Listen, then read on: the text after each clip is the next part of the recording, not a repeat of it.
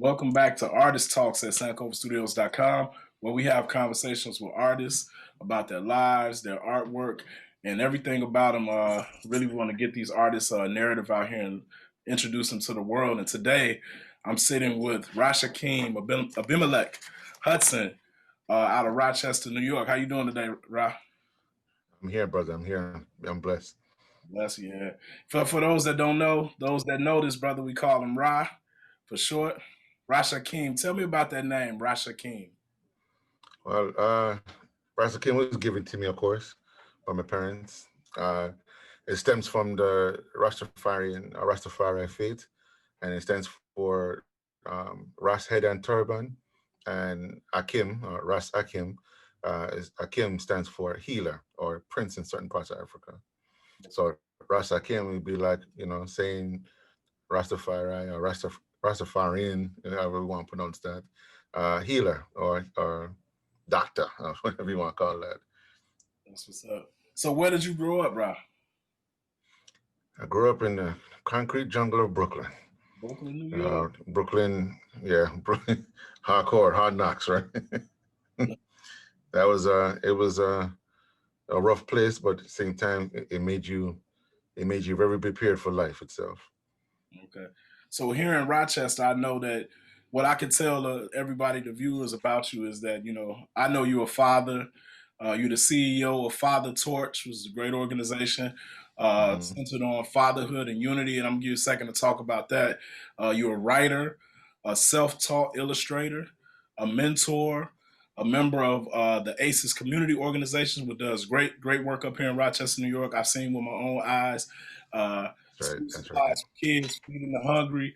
They're out there on the ground doing the real work, and you're a part of that as well. So tell me a little bit about F.A.T.H.A. What is F.A.T.H.A? Well, F.A.T.H.A is more of an advocacy, and we are, and I say we because it's not just me or about me, but it's more or less to advocate for the father and fatherless, and to bring about men, whether they're there, falling upright, or just in the middle, but to share and to establish knowledge and wisdom and lived experience that others may do better, or even just be amongst great minds and great souls. And that's a briefest summary I can give you of it. And you have a podcast as well where I've been on it before, where we meet a bunch of men, get together, discuss fatherhood and manhood and those different things. What inspired you to create F.A.T.H.A? Well, the thing is, my grandfather, God bless his soul, inspired me to do such a thing. When I was younger, he got with other people, other men or women, nonetheless. But nonetheless, they gathered and they spoke on topics, religion, money, helping one another, and I feel that we have grown very far away from that kind of a village mindset.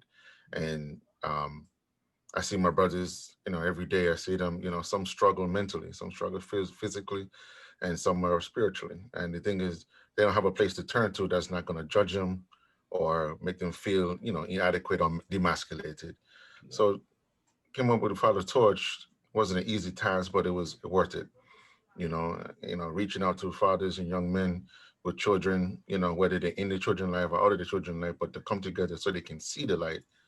This was definitely something that needed to happen. And I didn't even know the demand was such a heavy thing until started doing it years ago.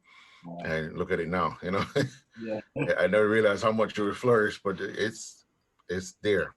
Yeah, I think it's an important thing to be able to gather brothers together and have those conversations. Sometimes conversations that we don't normally have, you kind of you really push brothers to go deep in those conversations, and I'd say I appreciate it. I've been a part of it, but we kind of glazed over. You from Brooklyn. How would you describe the culture of the communities, the different communities, because you lived in more than one place? The communities that you lived in over the course of your life, how would you describe the culture of those communities that you grew up in? Wow, that's a good one. I describe the community difference as the unity. that's the most that stand out to me. The unity is a difference with different cities I've been through and places. When I was in Brooklyn when I was younger, the unity was strong. It was a strong unity, although you had the stragglers, you had the separates, you had the rude boys and the dons, and from all over the place. Because Brooklyn is like an international place in itself. So you had you had the Yardis, the Trini, the Barbados, the Tingans. You had different variety of people, but the one thing they all share in common is the unity of brotherly and sisterly love. And when they get together, man, it is a good time. Uh, and dealing with, or open a dialect to have discussions or help one another wasn't unusual. It wasn't a taboo thing. Although some things some things have not changed, but some things had not changed, like discussions like, but mental health, or dealing with certain religious aspects, or even certain cultures, was still divided, considering the oppression and slavery and all that kind of stuff that that we all face and see every day. The overall depression, and So it with was all of tabooed. that whole environment that you came up in, what kind of child was Ra? As let's go back to say 12 years old. What kind of kid were you? What kind of child were you at 12 years old? Believe it or not, I had to be a man very early. You know, um, you know, but I could say I was emotional. I was emotional. I'm still emotional, but I was an emotional child. Um, I always tried my best to see the good in people, even though I had a huge distrust. But I always was welcoming. I would try my best to make people feel welcome around me. I didn't want no one to ever feel uncomfortable. And my biggest gift, as well as my fault, was my impression. Whether I left a bad taste or a good taste, you would never forget about me. you know, you know, I left that impression. I that was my thing. I left my impression, and um, I was also, believe it or not, despite my hardship and things I've gone through and had good times, but the one thing that stand up about me, other than my impression, was I was a humble youth. I was humble. Nothing surprised me per se. Nothing really just jump out. Hey, but I was a humble youth. I knew when to quiet, and I knew when to talk. I learned quickly, depending on the situation, when to stay out of sight, you know, and when to be seen, those kind of things you learn early, or you face the consequences of those things. Were you a big kid or a little kid? Because when the two of us walk into a room at the same time, people, whoa, they kind of pull, whoa, what's going on? Everything out. So did you have that type of impression or impact on people as a young person, as a young man? Believe it or not, I was a small dude. I was small. I mean, I started out husky, but I was small, and but by the time 12, 14 came around, I was more of a tall person. Mhm. At least what was considered tall then. I was tall compared to many other kids. And to other kids around and people that I befriend and I love, I was that cool dude. I was a dude that you can always come to and talk to, and you don't have to worry about being judged. Hear your business somewhere else. I was that dude, but at the same time, uh, I had people, I had kids. I never say I had kids because I didn't really have enemies, despite all the things that's taking place in Brooklyn. At least at that time, I didn't have enemies. I didn't have no one really, like, hey, there's Rock, go get him. Or a bully, if you will. I didn't have that, because my bully was my best friend. I made my best friend a bully. You know, it sounds weird, but you know, I wasn't the fighter dude. I wasn't the bad man on the corner. I wasn't that dude. So Ain't that so how it be sometimes? The little boy, when I went to Job Corps, the first day I got there, I got there 10 minutes later. yeah, I was in a fight. a full on fight, windows getting broke, Mm-hmm. this fight with a kid named Kenny Payton. And me and Kenny Payton, uh, uh, I say 2 or 3 months later, Yeah. like this, inseparable. And you Uh, can't, was one of my best friends down there, and it started from a brawl, from a fight. and you can't do nothing about it because that's what it, you know, it is what it is. You know what I mean? It is what it is with that. So that's why with those kind of situations, like what you talking about with Kenny, I mean, I had those situations where most of my tightest friends when I was younger is that we had a squabble before, and it wasn't always physical, but we had a squabble before, we had a debate, or you know, it was some similar situations, and we became, you know, became like brothers. You know what I mean? And anyone outside of the block was was considered an outsider. He wasn't an enemy, but he was an outsider. You know what I mean? As we used to say, steel sharpens steel. So, Indeed, so indeed. You know. I got a question. I ask everybody that I speak to here, and Mhm. particularly artists, uh, what type of all right, first of all, two-part question: are you a music lover? Number one. Oh yes. Number two, what role does music play in your creativity and your artistic development? Does music play a role in your process at all, your development, or do you got the headphones on when you play when you working? Like, tell me about that. Are you a music lover, and does it play a role in your process? Believe it or not, I am a huge music lover, and depending on my mood, like I told you, I was an emotional dude. Still am emotional, and I might display it differently, but I'm an emotional being, you know, as well as a spiritual being. Music plays a huge part in that. It plays in my artwork, it plays in my writing, it plays in my everyday tune, you know. Depending on my spectrum on that day, or sometimes even in an hour, my music might change. I might go from hardcore Studio A reggae music to straight up hardcore dancehall, just on based on the mood or what I'm thinking, you know. Or Yeah, then I will go right to country and then jump right out to country to alternative rock. Then I'll go for alternative rock to back to the '80s soft rock. You know, you know, I would jump back and forth. You know, I jump back and forth depending on the mood that's just or even the type of drawing I'm doing or writing. You know, those moods, the music helps persuade that. You know what I mean? You ever play something? Let me ask you, because I know you're a music lover. oh yeah, I know you ever play a tune, and no matter what time of the day or what mood you're in, you play the tune, and it still brings a good warmth to your heart yeah, because of what it remind you of.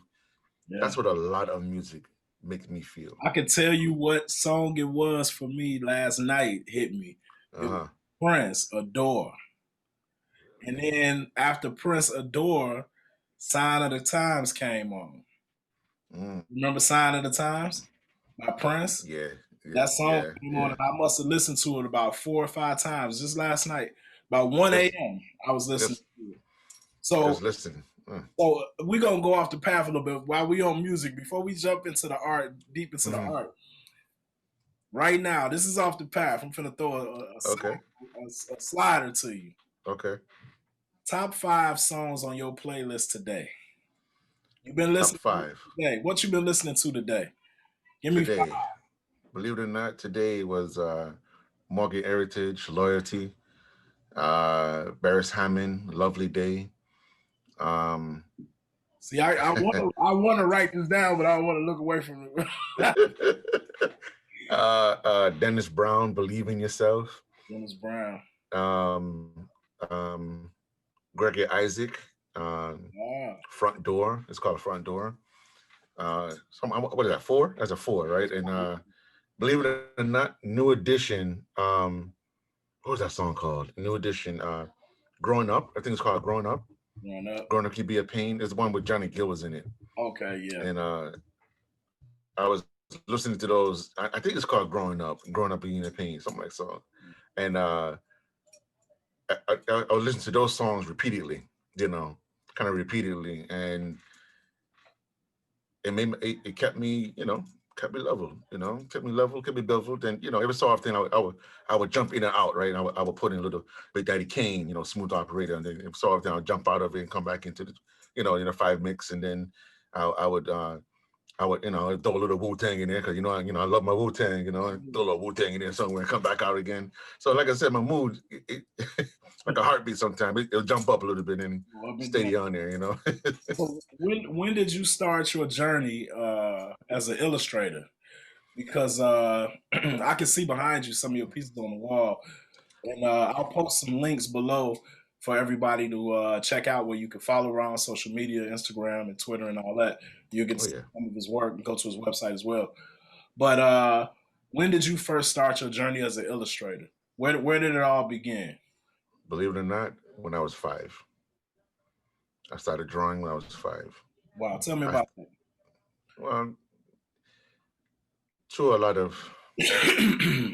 a lot of love and pain. I'm gonna say that, a lot of love and pain.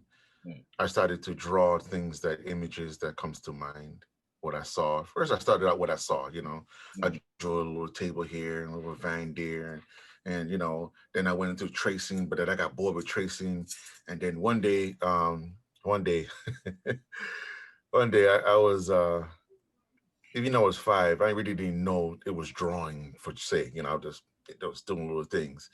Um, Here it is. I was, some years went by. I was in the 5th grade, and I was in the 5th grade, and my teacher was complaining that I'm not paying attention.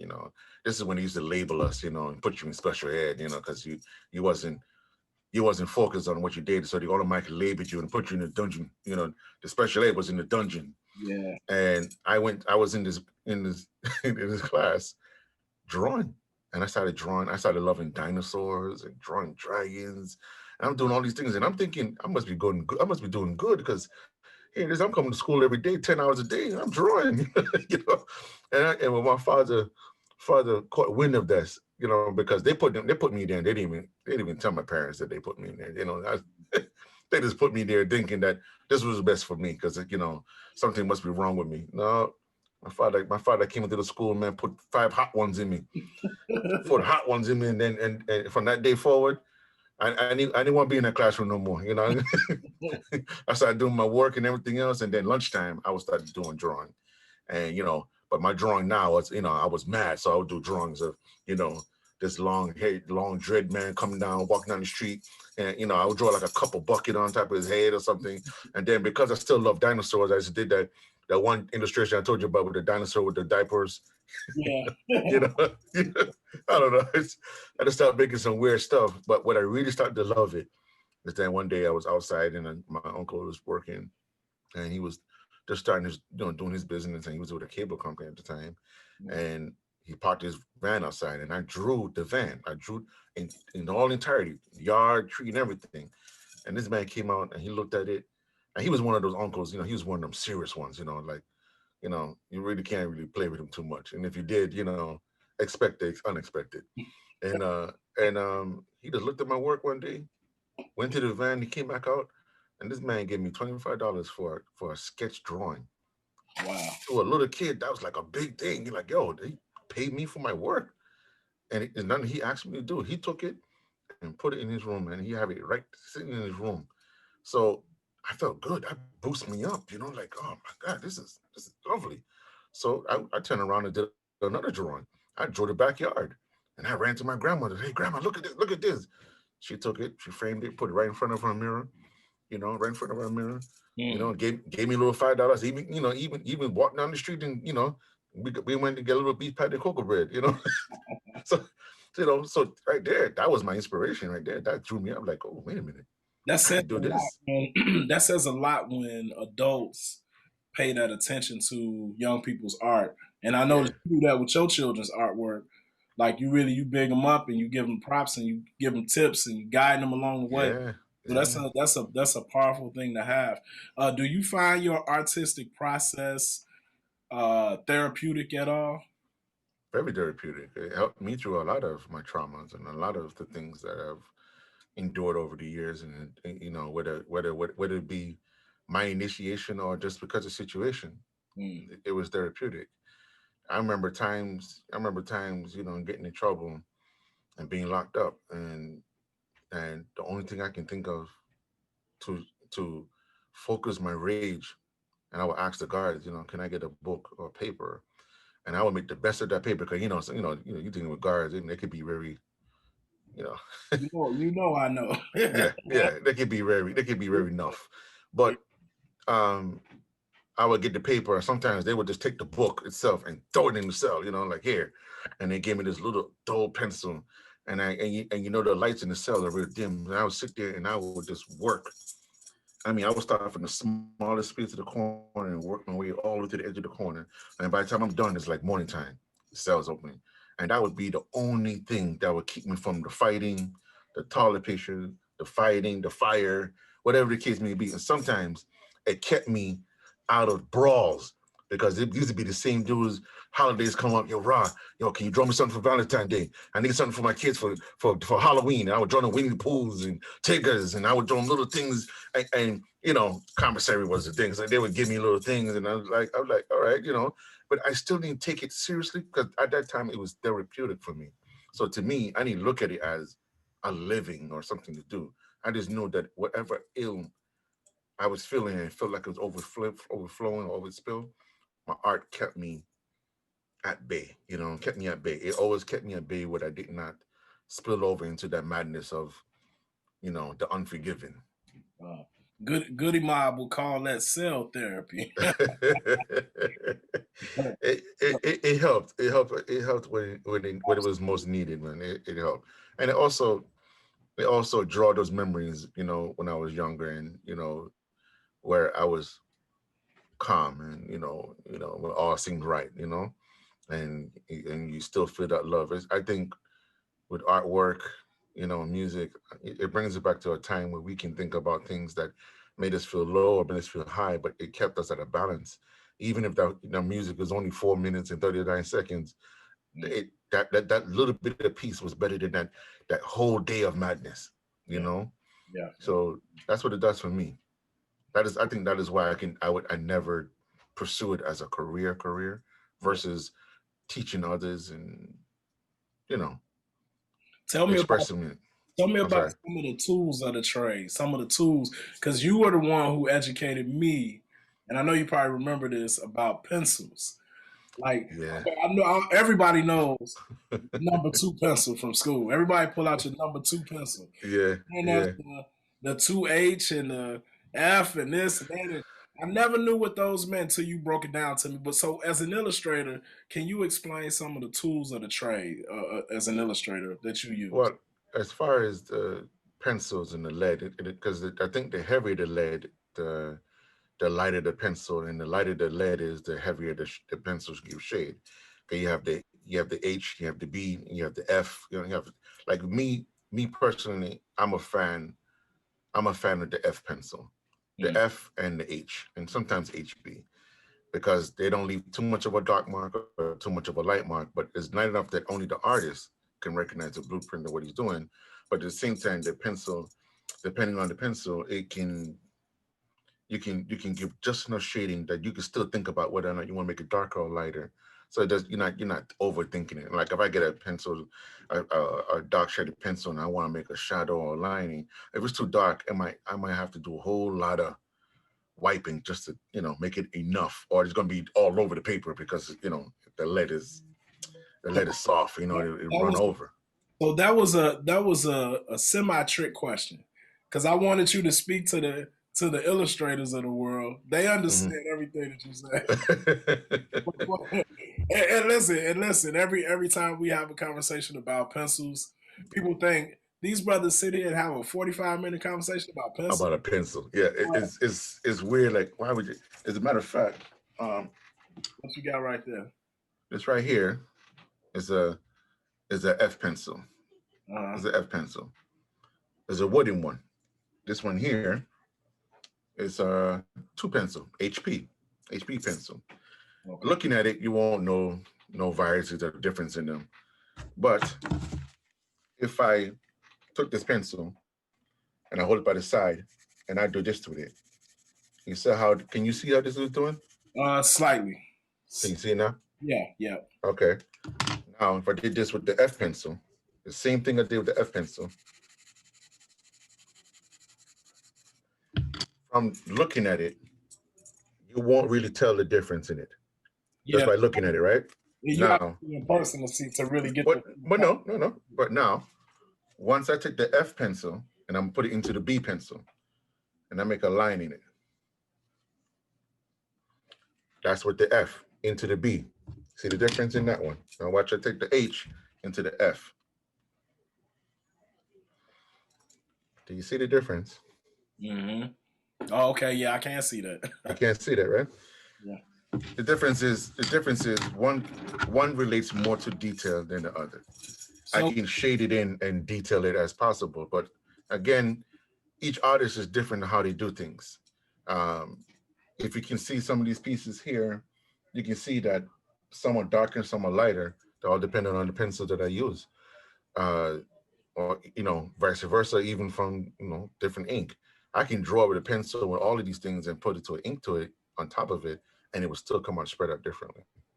I've seen. Then, I have a sketchbook that one day we were standing in the studio, mm-hmm, and you were standing over one of my sketchbooks, and you were just talking with an ink pen, yeah, just talking and chit chatting and just moving the pen around.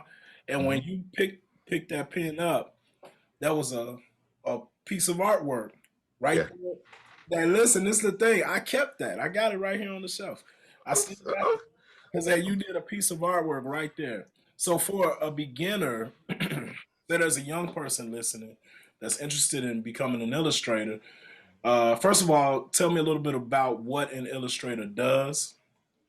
Um, uh, and how does a person start? Can I start with just a number two pencil and Yes. typing paper? Yeah, you can start with construction paper. I mean, the thing about illustration was one of the first form of communication between man, thing, and beast. You want to let someone know you was there. You drawn on a wall, or you chipping into a wall, or you left a mark, a handprint, and that was your illustration to say that you was there, and this is the message I left for you or whoever to say I was here and I left, or I was here and I remain. Mm, Illustration is a form of communication. I am demonstrating my ability to communicate with the unknown, mm, not with the known so much, but the unknown. That's why it's considered as interpret art. It's interpreted to what you think it should be. You mm, draw something, you might have the intention to say, all right, I start to draw a lion, but then next thing I end up in an elephant. And then, from there I go to a zebra. And the thing is, it's not that you don't know what you want. The thing is, it's a story. Illustrators are beautiful storytellers.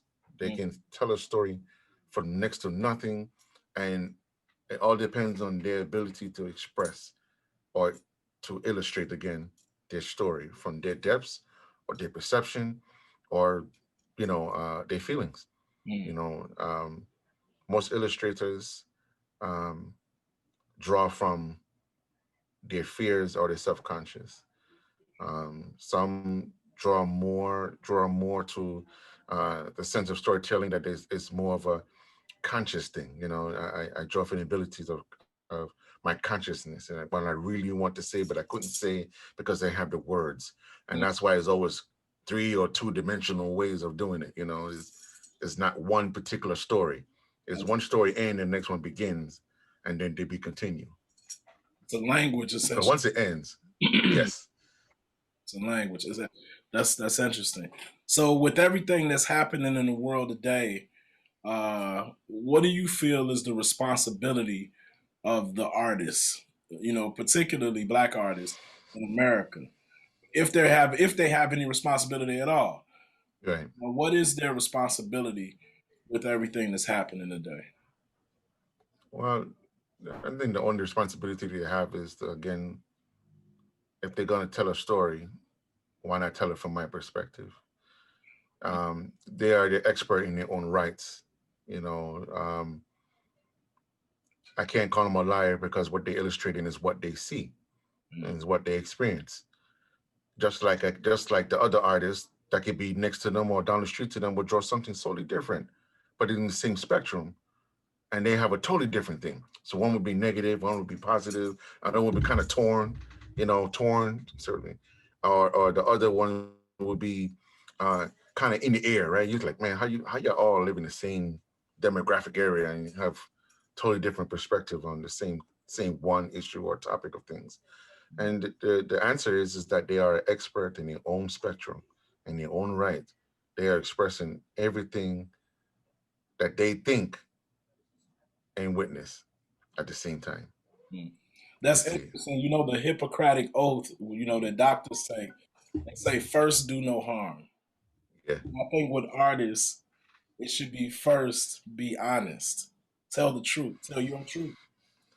And yeah, what I may the be looking truth and nothing out, I but may the look truth. out of the window and see a beautiful neighborhood, but it may be in Yeah, complete chaos. But from my vantage point, as a and you know, we always gonna go to the hip hop references from us. How yeah, you know how he said, you know, he told how Nas was telling those stories because he saw it from the project window. He wasn't yeah. actually involved in it, but he No, saw everything that took place. So he's able to illustrate that story using his art form, which is hip hop, which is rap. you know, So, Illmatic. Yeah, yeah. I oh mean, yeah. yeah. So I mean, it's go ahead, beautiful. go ahead. I'm listening to what you gonna say. No, no. I'm sorry. I said that's beautifully said because it's the truth. You know, you look at what we call starving artists, right? And we look at people who are the non-mainstream ones, right? They draw and paint the illest things. I mean, my God, man, some of those things is like, yo, that is dope. And what they say, I'm just drawing it, just this little something, this it's my little something, and it's like it's a whole mural. It's like, wow, this is beautiful, and they don't think anything about it. It's therapeutic, but at the same time, they're leaving their legacy without even realizing they're doing it. That's You right. know, we're not realizing they're doing it. I mean, whether it be from painting, drawing, music, poetry. My God, man, I mean, I heard some poetry, man, that brought tears to my eyes, man, Yeah. and you can feel the pain what they're talking about, and you heard some music that make your spine shake, you just, whew, you make you wake up, I remember listening to I remember listening to Marvin Gaye, and um, I think it was called Trouble Man, Yeah, and classic. yeah, and I was listening to that song one time, and I'm standing over a friend's grave, and it took me hard that this person has passed away, and I had the Walkman, had the Walkman with the ear, the yellow ones, Oh you yeah. know, uh, and I was sitting there and I listened to that song, man. I didn't shed a tear, but man, but when that I felt connected, man. I mean, I would just listen to the tune on just stopping the tape, twisting it, put it back, top the tape. I would just I was I was just listening to it, and all I can think about is only the good times we had, only the things we endured and what we experienced. And when I left, I didn't feel the horrible, baiting of grief. I didn't feel so departed. I felt so connected because we used to listen to this song anytime we got together. That song came on the radio or something, or we had the tape. It was always that song. And Mm. from that time, anytime I listen to that song, man, it brings smiles to my face. And it doesn't matter how they went or what anyone had to say about them. That song brought that connection. It pinged you to that connection. So say what you want about artists, man. Artists can make you feel, see, and taste, Hmm. good or bad. You got some tunes out there, man, that can make you rage and calm at the same time. And You you, know, I had the interview an interview with the brother from Chicago, from around my mhm. way. His name is Julian E. Williams. You can check. I think it was episode 7. That was a good episode. And that brother, we were talking about the connection between art and the spirit in a way. How there was a time when you could enter an art gallery and see a piece of artwork on the wall that would bring you to the same type of emotion that a song could bring you to. And we've Yeah, become disconnected from that because we're oversaturated with imagery, with the phone and computers and television and monitors. Mm-hmm. The world is moving so fast that we don't have the time to stop and notice the details. Now, I say all that to say this. When I look at your artwork, and I'm encouraging everybody to go below, click his links below and go check out his artwork. You have artwork that does not allow you to speed past it when it's on the wall. Because when you look at it, you think, oh, that's just a Rasta man with some long dreads.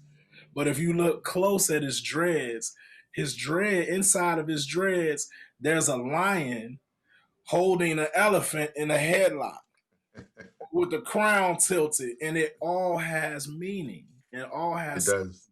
So that's one of the things that makes you one of my favorite illustrators. And I do rank Well, you, thank you.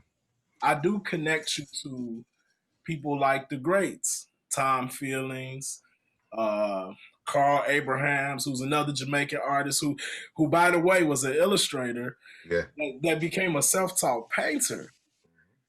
Don't forget my favorite now. Mr. Charles. Charles Don't forget. White. That's Yeah, right. don't forget my favorite. He's one of my favorites now. Charles White. So I think you are in that lineage with some of those great illustrators. And I'm just glad you're here today to share part of your stories, share your narrative, so that the world Appreciate can it. hear about you and your art. So now we're gonna go into a section of rapid fire questions as we get ready to wrap up. Okay. And these are just quick rapid fire questions, just fun, get to know you a little bit questions. Oh, yeah. We'll jump right into it. What's your Okay. favorite color? I have two part. Royal blue and black. And black. Mm-hmm. What's your favorite word? Greetings. Greetings. That word makes me think of you. When I hear Yeah. that. Yeah. That's So, my favorite. That's one of my favorites. what is your least favorite word? Hate. Hate. That's interesting. Expound on that a little bit. Well, because hate is such a powerful word that whether you realize it or not, when you hate someone, you hate yourself Mm, because it takes so much energy and so much into you to despise someone else that it takes away from you. And it takes away from you, but by the time that person suffer your wrath, you have nothing left for you. mm, And I've seen many people in my lifetime destroy themselves just because of that same feeling that they could have walked away from. They mm, could have demised and diffused from, but they did not. They met their demise by their own hand. mm, And so I grow to despise that word, that I try my best not to use that word despite my temperament or situation that may occur. I try my best to dislike or to be disappointed or just don't like. But to use the word I hate, it rattles my heart, man. It makes my heart stop one beat each time. Yeah, I don't care for that word. People use it to deter themselves, to say I'm different, or they hate something they different, or fear them, or whatever the case may be. And the thing is, and when you break down to it, no one wants to die alone. No one wants to be in pain. No one wants to witness someone being in pain. So why hate? You see, no mm, one wants to do those things by themselves or go through those things. But to hate, to hate, you are alone. You have to be alone to do that. Hate, you can't spread hate. You can spread pain. You can spread propaganda. You can infuse things. But hate is such a personal thing that when someone hates something or someone, it takes a lot out of them because that's all they can think about. That's all they neglect themselves and neglect their mental, they neglect their spiritual, and they grow so ever so hateful that that's all they feel. And I've seen that. It's like starving yourself. It's like this. And the thing is, there's nothing no one person can do to relieve you of that other than yourself. that's powerful, brother. Thank you. But it's the truth. What what what um that was powerful. I should have led with that one. I really want you to keep going. So what artist endeavor would you like to try but haven't had or say haven't been able to really fully dive into? Say it's painting. You're already an illustrator. Say it's what do you call it? Sculpting or crafting, or is there anything that you want to get into that you haven't been able to get into yet? Well, I've been dabbling in photography, but believe it or not, my children are great painters. They are awesome painters. I'm a little jealous because I don't paint, you know. But painting is one. Painting and excuse me, painting and more into wood carvings and you know, laser burning. I mean, I got into those things, but really get into it, like really just open up. You know what I mean? Just get in there and, you know, catch the splinters and all. Just get in there, you know, just get in there. But And I've yeah, seen some of your laser cuts that you've oh done. yeah. Really impressive stuff. Thank you, sir. Thank you. Thank you. So in the last question of the night Hmm. is, if this moment right now was your last moment on Earth, and I'm the last person you get to speak to, what would you like for me to tell the rest of the world about Ra? What would be your final message? That's powerful. To be honest, Mm. for those who know me, I would say greetings. No, no, no. My legacy, my legacy would be, my last words would be, to not fall victim to disparity and to be honest with yourself. If anything you take from me, take away the humility of being true to you and loving yourself enough, and so much so that you would give it to your own Mm. and then some, and that you will learn from my accomplishments and my defeats, the example that I've left, that you can live on and move on, even if you don't have as much as I or anyone else, that you will live happy within yourself, and that you will be comfortable enough in recognizing your special abilities and your special selves. I would say love yourself. Love yourself so much so that no one else can spoil you.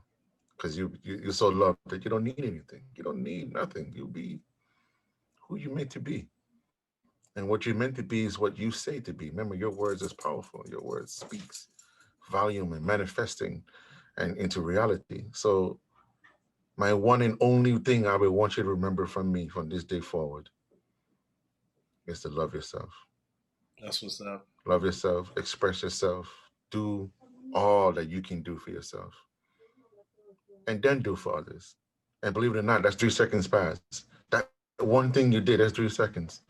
Love yourself enough, 3 seconds.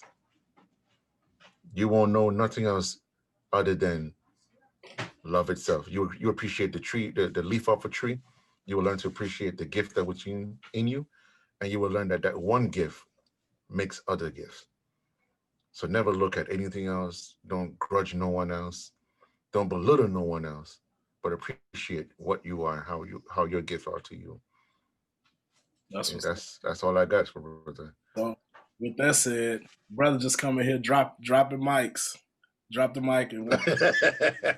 Just drop him, right? Just drop him and let him be. Just drop him and let it be. But with that No, said, no, just be speaking truth, brother. oh, absolutely. With that said, we like to say thank you to the brother Rashakim Hudson for coming on with us today and sharing a little bit of his story. Again, if, go ahead down in the comments and leave a comment. Click like, follow, subscribe, all that good stuff. And also down there below, you're going to find all of his links to his social media, his website. Go ahead and support the brother in his artistic journey.